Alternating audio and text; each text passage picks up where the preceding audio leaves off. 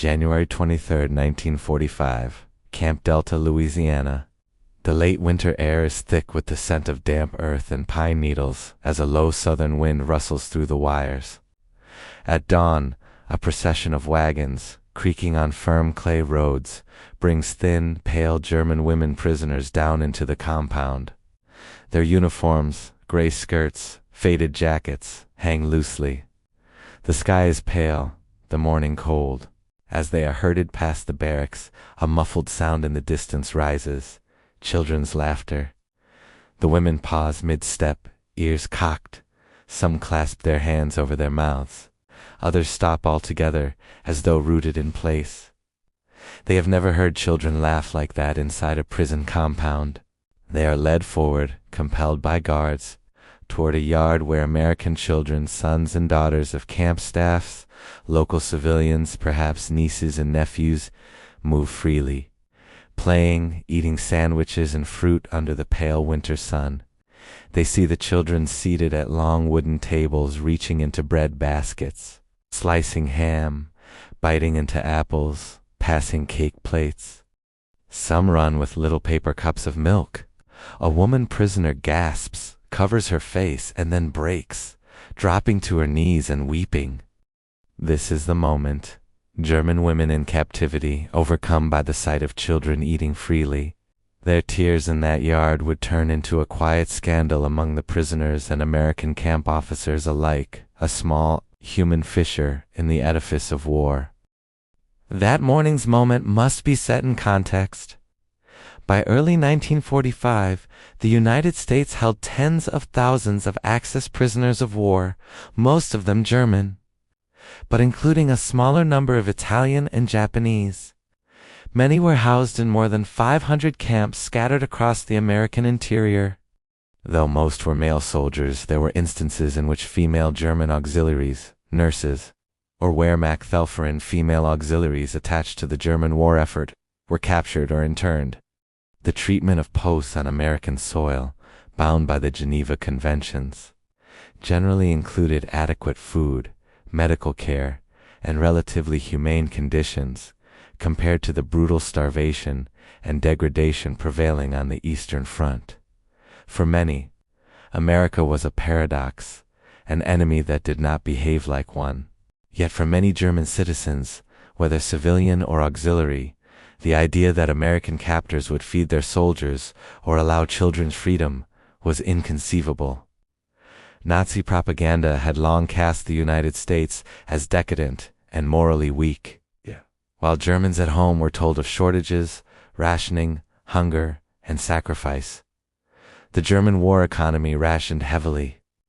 By 1944, food shortages made daily life ever more austere. In that yard in Louisiana, the symbolic power of food and the sight of children eating freely clashed with everything these women had been taught to believe. Bread, fruit, ham, milk, cake, each item spoke silently of abundance, of infrastructure, of the capacity to feed non-combatants' children even while fighting a global war. The recurring echo of that symbolic object, the breadbasket or fruit tray, would haunt the women's memory long after they left that camp. At first, those women may have come expecting humiliation, harsh discipline, and scarcity. They had internalized the image of the American captor as stern, retributive, cold. Some may have anticipated that Americans would ration even the minimal provisions that prisoners would be caged, barely fed, remonstrated, or forced into punishing labor. But what they encountered was different. Not freedom, but humanity. A system where children of camp staff could move about, could eat, could laugh without fear. It was a glimpse into a kind of civilization they had been told did not exist. Witness statements among American chaplains and officers record such moments of rupture. One chaplain, writing quietly in his diary, noted, "A small group of German women knelt before the gates, tears running as they watched our children eat of bread and milk." While his name was lost to time, his entry survived in camp records. Some later retellings would dramatize it, but the core remained. German women were astonished and emotionally disarmed by what they saw. This emotional contrast, expectation versus reality, became central to their experience. A German woman might have anticipated contempt, enforced silence, and starvation rations.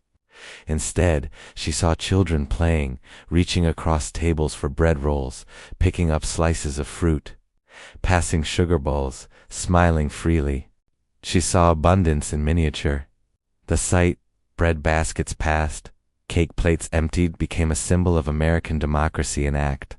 The quiet, ordinary capacity to care for one's young, even in wartime. The American commanders were not blind to the psychological power of these moments. They understood that humane treatment of prisoners was more than moral, it was strategic.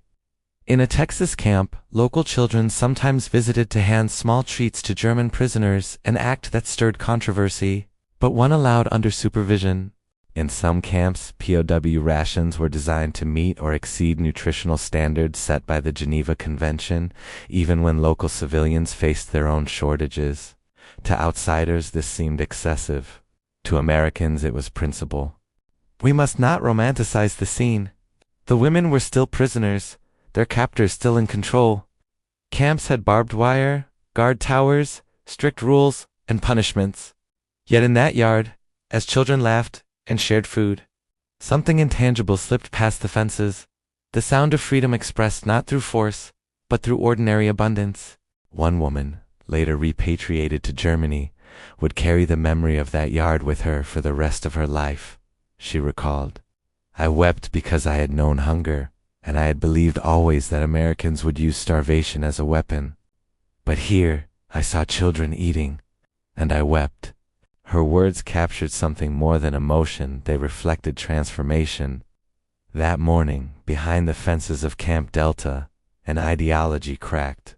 For years, German propaganda had defined strength through hardness, obedience, and endurance. But here, strength took another form, the ability to feed and protect it. The breadbasket became a quiet sermon in itself, a symbol of how democracy sustains life, while tyranny consumes it. Among the POWs, stories of American kindness spread, of extra rations, Red Cross visits, and even musical evenings in certain camps. None of this erased captivity, but it softened it. To the German women, such treatment felt not like weakness, but moral power. In a world where every scrap of food in Germany was counted, where children starved in basements beneath bombed cities, the sight of food shared freely seemed almost divine. That yard became a mirror showing what a different kind of society could be. The transformation was quiet, internal. The women began to speak less of superiority and destiny, and more of what their society had lost: tenderness, compassion, and the capacity to nurture. That bread basket, those paper milk cups, the laughter of free children, they became recurring motifs in diaries and later testimonies. Each object ordinary, yet transformed by meaning. Bread, in the hands of the free, was not just sustenance. It was proof that democracy worked, quote, not only through votes and laws, but through decency and abundance. Some officers understood this impact. They knew that every humane act was a psychological victory more enduring than force. For America, it demonstrated not just military might, but moral conviction that to starve even one innocent was to betray the very ideals being fought for. And so, in quiet moments at mealtimes, in work details during Red Cross inspections, the women remembered that yard. That first glimpse of laughter and plenty became the lens through which they saw their captors, their war, and ultimately, their world. When repatriation began in 1946, the women returned to a shattered Germany. Cities lay in ruins. The air still smelled of ash. Children scavenged for food amid the rubble, clutching empty tins and crusts of black bread. In that devastation, the memory of Louisiana, of sunlit tables and milk cups, felt like a dream from another planet. Many women never spoke of it, but some did. Quietly they told others what they had seen, that the enemy's children ate freely, that no one struck them for it, and that laughter still existed in the world. This image spread through whispered retellings, shaping private reflections on what had gone wrong with their own nation. For some it became a story of guilt, for others, of awakening. They They began to understand that strength built on cruelty was hollow, and that civilization was measured not by its armies, but by how it treated its weakest. To those who remembered, the breadbasket was no longer just an American symbol, it was a moral compass. It stood for the choice between oppression and nurture, between control and compassion. The smallest things, a child breaking bread, milk poured without fear, spoke louder than any victory parade. And that is where the story finds its meaning. The German women who wept in Louisiana were witnesses to a truth that transcends sides and uniforms.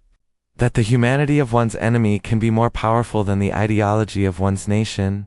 For in that yard, freedom revealed itself not as a flag or a speech, but as the simple act of care.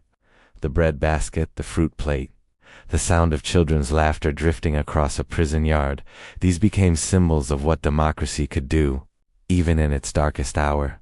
And so we leave them there, kneeling in that pale southern light, tears mingling with the dust, watching as children reach for bread without fear. Their grief was not just for hunger past, it was for a revelation newly found.